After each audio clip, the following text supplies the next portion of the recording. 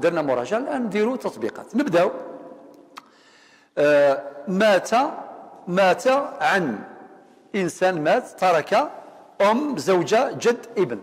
يموت ورقاز يجاد يماس نتسا. ودائما أذكركم سادتي كي نقولوا مات عن معناها النسبة تعود إلى الميت، ولا قال نغلظه خاطر طريقة طرح السؤال ماشي همزة ابن وهمزة وصل.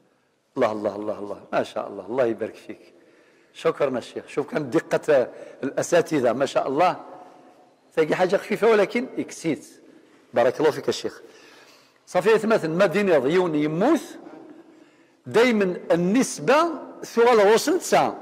ما ديني أم معناه يما سنسا. ما ديني زوجة ثمطوي سنسا. ما ديني جد جدي سنسا. ما ند ابن مي سنسا. خاطر ذيك وعاره فيك ولد ياسي ولا في السؤال ديال الفرائض مستحيل تفهمض. زعما شو تقرا مستحيل وري السيناريو غادي اكسبوزي البروبليم. إذ يا ربي ساعة مقرر 40 50 60 سنة ما يعرفش. أكدي حكومة تفهم فيها ترنت صافي لقات كيدير أتونكادرير باش أكدي تفهم.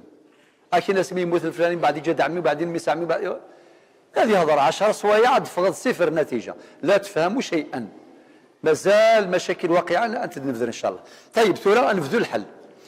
أول حاجة اللي نديروها أول حاجة هو حسن التصنيف لو كلاسمون. يا أخي زرنا أشحال الجديك ساعة الحالات إذا قاتل الكراسي سوا مولاش نغلظ سير. أشيني هذه المسألة أين تدخل؟ تدخل في إطار الوضع الأول للجد حيث له 4 حالات.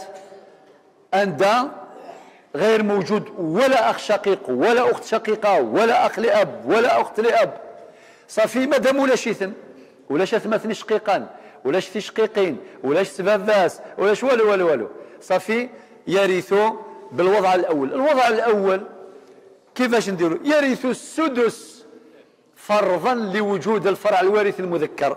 أكان نخدم مثلا الأم ترث السدس أيغر لوجود الابن لوجود الفرع الوارث.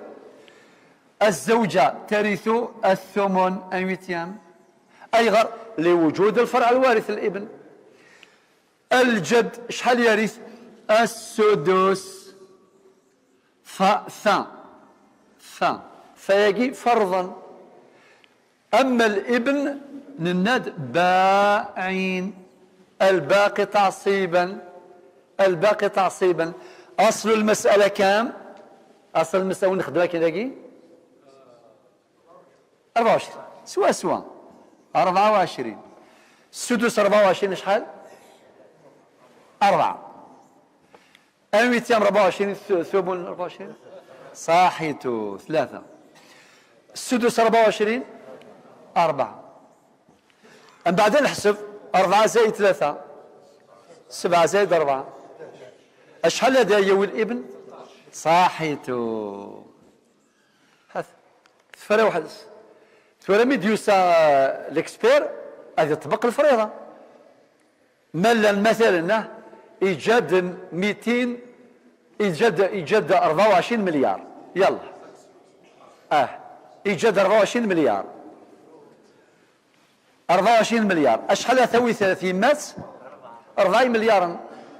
أشحال ثوي مطوطيس 3 مليارا. أشحال ثوي جدس هذه 4 مليارا. أشحال راوي ميس 13